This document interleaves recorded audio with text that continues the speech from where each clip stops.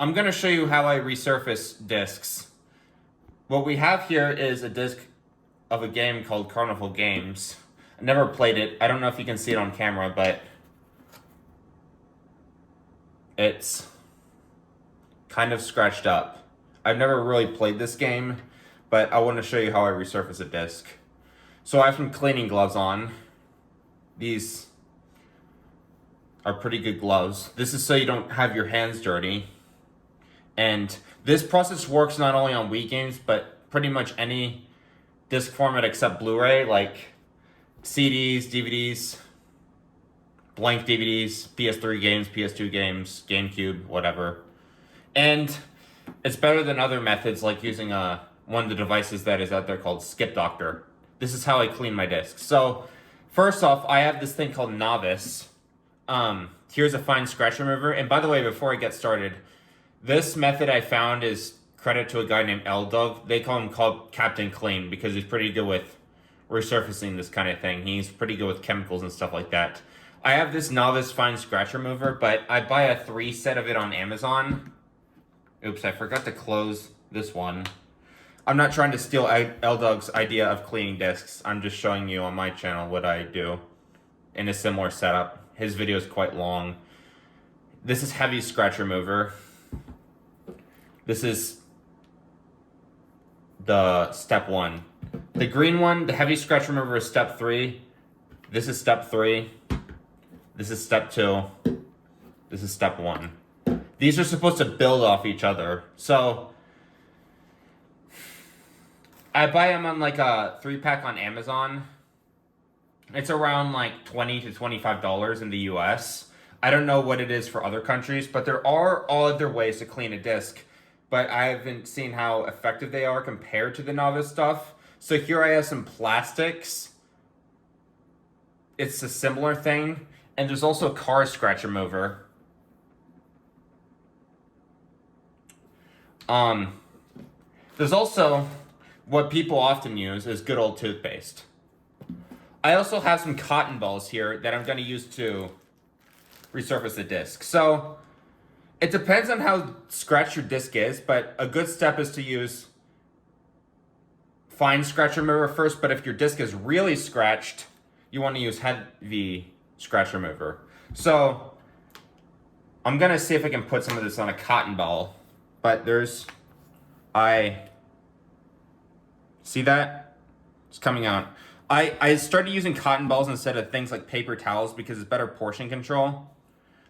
Because you don't need to apply a lot of this to the disc, but we're just gonna like press down a little bit and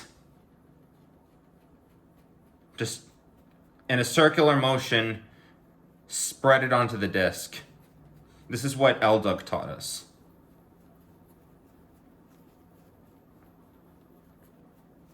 Okay, maybe I'm doing too many cycles, but you get the idea. And then I also have a microfiber cloth here. And I'm just gonna wipe it off.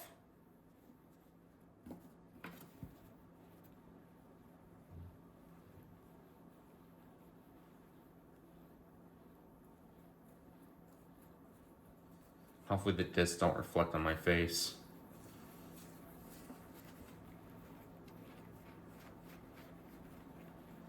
Okay, step 3 is done now. And if I look at the disc, it's kind of hard to see, but I see a little tiny scratches everywhere. That's resurfacing it. And also this Novice stuff is pretty good for cleaning scratches off a bunch of plastics. Like it doesn't remove the scratch entirely. It just buffs it out. So for example, I have a PS3. I use this on a PS3 console itself, a fat PS3, to buff out the scratches. So this is pretty powerful stuff. And I also use it on a Wii U and some other Nintendo devices to maintain resurface finish on the device so you don't see a bunch of scratches everywhere. It does help buff it out a lot. Okay, now I'm gonna get another cotton ball here. I'm gonna use fine scratch remover to get these build off each other. So I'm gonna apply this. Heavy scratch remover gets rid of the big stuff. Fine scratch remover gets rid of the other scratches. And just gonna apply, do the same process. If you're in a real bind, you can use toothpaste, but I wouldn't recommend it because it's not as good as using the novice stuff. And the novice stuff should last you a little while. Like I've gone through like 3 or 4 bottles of this already in the past 2 or 3 years because I was applying too much to it. But with the cotton balls, it will help you portion control a lot because you don't need a lot. It's kind of like glue. You don't need a lot of glue to glue something, but it's easy to go overboard on it. All right. Now I'm just gonna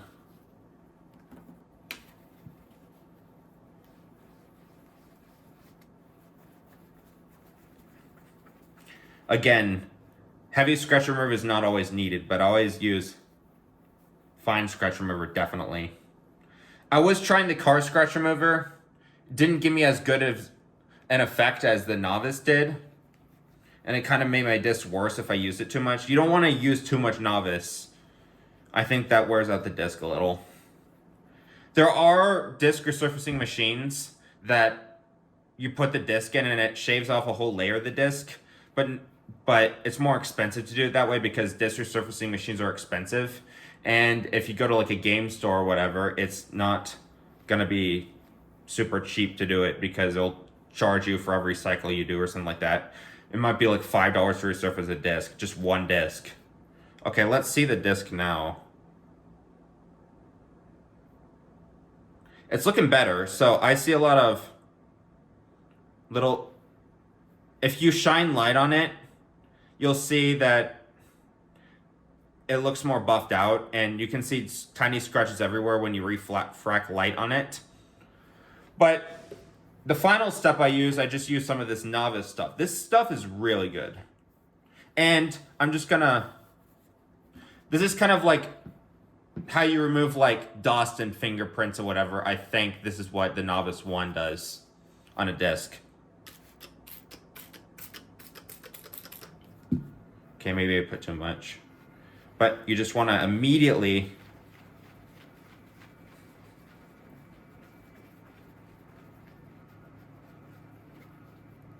I have not tested this game. I don't know if it's really scratched up, but DVDs are much more scratch resistant.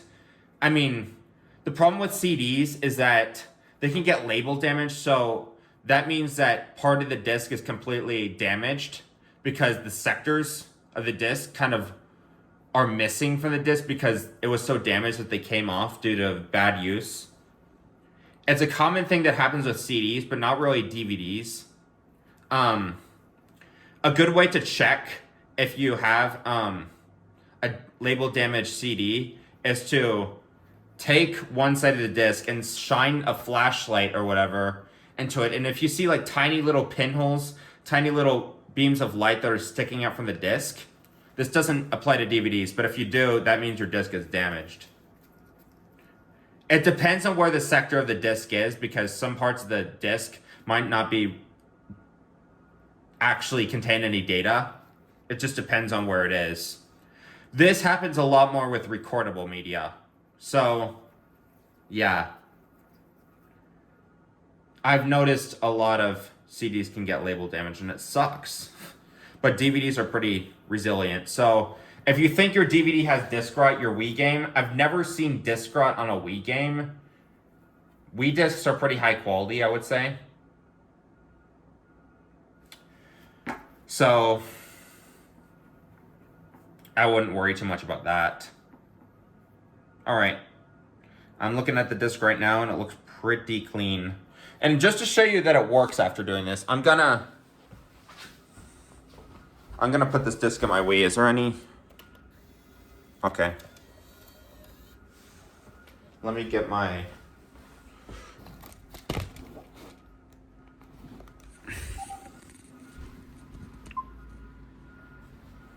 Let me see if it reads a disc. I prefer USB loaders, to be honest.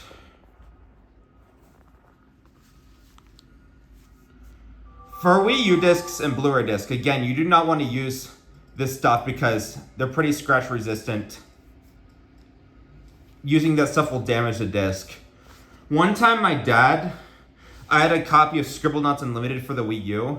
What he did is he put a bunch of hand soap on it and actually fixed the disc. So That's not recommended by everyone, and Nintendo themselves says not to use this kind of stuff on a Wii disc, but they're just like clean with a soft cloth. But that doesn't always work to get all the deep scratches out of it.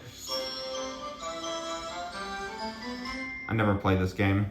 But the thing with the Wii discs is, or any DVDs, if like the scratch, you can feel it with your like fingernail or whatever, that's probably not going to come out very easily. There are people on eBay that you can send discs to, and they will resurface it for you. But this novice stuff blows out of all the other stuff on the water. I didn't want to show the car scratch remover stuff or the plastics of the toothpaste to save time and because it would make it worse, but can we create a save? Sure thing. Oh.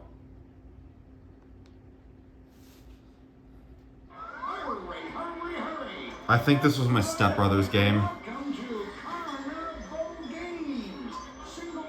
This animation sucks.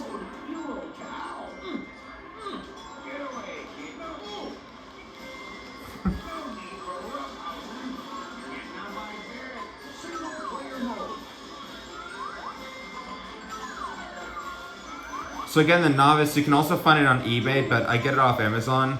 In different countries, there might be a similar solution. Just a plastic cleaner is what you need. Let me switch hands.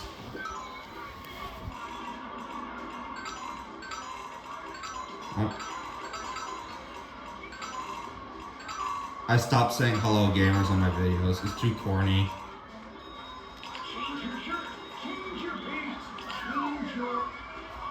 Change my what? My god, I hate these menus in this font.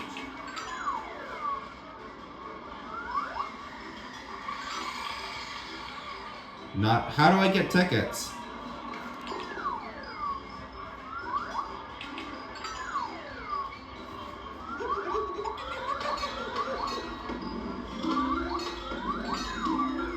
It's like bowling. No, it's basketball, I'm stupid. Hurry, hurry, hurry! Step right up and whip! This sucks. Not as intuitive as Wii bowling. How do I do it again? I think my mom is a really good fan of skee ball. Or alley ball in this game.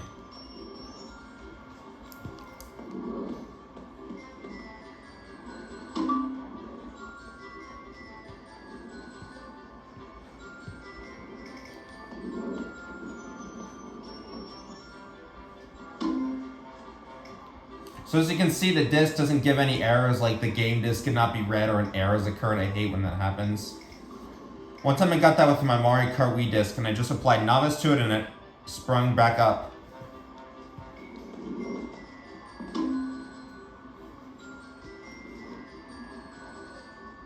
I see that player on the left of me is just shifting to the side. This game kind of sucks. They're like, we want to make a game like bowling for the Wii. I know, I'll just copy skee ball. Oh wow, I got 100.